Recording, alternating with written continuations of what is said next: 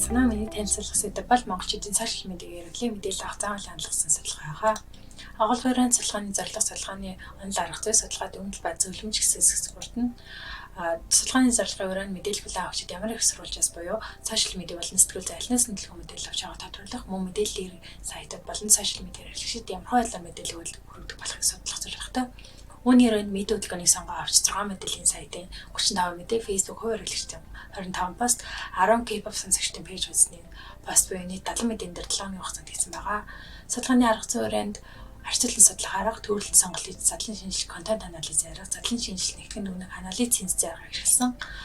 Сошиал медиа болон сошиал сүлжээ гэж болох талаар тайлбарлая. Сошиал медиа буюу нийгмийн эрүүл мэдээлэл нь агуулгын төлөвлөлтөд төвлөрсөн бол сошиал сүлжээ буюу нийгмийн сүлжээ нь харьцааны төлөвлөлтөд тулгуурсан ойлголт гэж хэлж байна. Медиа хөдөлгөөнийг дурдах юм бол 2021 оны 4 сарын 11-ний өдөр Эрхэн Сүндрийн өөрийн цахим бадаснаа нэгэн улсын хурлын гишүүн бэлгийн дарамтанд оруулсан мөн одоо хүртэл айгалан сүрдүүлсэн гэсэн мэдээлэл гаргасан. Харин үүний араас ямар ч нэр дурдаагүй постны араас улсын хурлын гишүүн Цэанд Азар яр мэдээлэл гаргаж бие биш хэмээсэн байдаг. Харин үүний араас олон охт бүсгүйчүүд түн төчрхэлсэн хүчнэтгийг завцсан гэсэн мэдээлэл гаргасан байсан. Харин үүний үр дүнд эргэн туучин 4 сарын 13-ны өдөр бэлгийн дарамтын эсрэг мэдээ хөдөлгөөнийг аль биесээр эхлүүлж байгаа цахим бадасныг зарласан байдаг. Энэхүү 7 хоногийн хугацаанд мэдээллийн сайтуудын мэдээ хөдөлгөөний талаар гаргасан мэдээллийн тоог авчирсан бол 2-аас 11 удаа мэдээлсэн байдаг. Энэ нь өдөр тутмын 0-аас 5 удаа мэдээлсэн гэсэн. Үндэсний хэмжээнд явуулж буй тус хөдөлгөөний өрөөнд энэ нь маш хангалтгүй үнэлгээ гэж дүгнсэн байгаа. Тэгэхээр мэдээллүүд их нь 50% давтагцсан агуулгатай байсан. Энэ маш олон өнцгөөс мэдээлэх шаардлагатай байгааг харуулж байна. Бичлэгийн төрөл зөвлөдийн хувьд маш ядмагхан байгааг харж байна. Тухайлбал үйл явдлын мэдээ маш их давмгаалсан байгаа боловч бусд нь маш бага хэмжээтэй гарсан байгаа харагдаж байна. Тэгэхээр мэдээллийн сайтуудын хандлтыг маш өндөр байх гэсэн өндөр хүлээлттэй гарсан боловч хамгийн багадаа 10 дунджаар 150 хамгийн ихдээ 3200 Facebook-ийн reaction авсан байсан. Тэгэхээр энэ муу адилхан хангалтгүй гэсэн үнэлгээг басан байгаа. Мөн сошиал хэрэглэгчтэй мэдээ хөдөлгөөний талаарх паст бичсэн өдрүүдийг авчирсан бол эхний 4 өдөр маш эрчимтэйгээр мэдээлж ирсэн бол сүүлийн 7 хоног огт мэдээлэлтэй болон нэг л удаа мэдээлсэн байсан. Сошиал хэрэглэгчтэй хандлагыг авч үзэх юм бол 88.5% буюу эерэг байдлаар ямар нэгэн зүйл бие бинийгээ уриалсан хандлагатай байсан. Одоо тухайлх юм бол хүчрхийллийг өшүүлэхэ байлээ. Охтын ирээдүйг гэрэлтэй барихыг гэсэн агуулгатай байсан бол K-pop сонсогчдын зүгээс бойкот хийхийг уриалж байсан.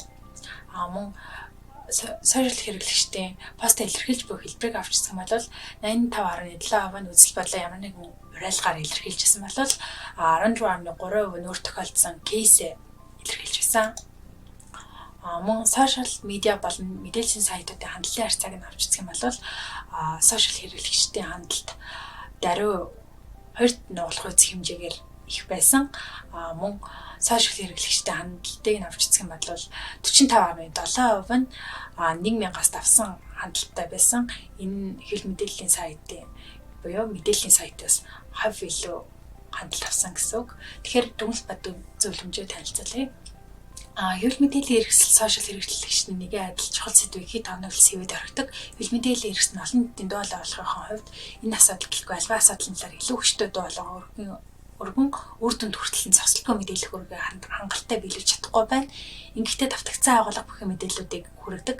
Өөрөөр хэлэх юм бол тэдний хэрэглэж буй бичлэгийн төлөвлөлт маш ядмаг байгаа. Мөн мэдээлэл мэргэжлийн сайтууд ямар нэгэн хүчин чармаал гаргавалгүйгээр зүгээр л хүний мэдээллийг цацгалан өргөхтэй ажиллаж байна. Үүний оронд тухайн үйл явдалд үнэлэлт өгнөлтөг нь илүү олон өнцгөөс харан олон нийтийг чиглүүлэх нэг шаардлага бий болж байна.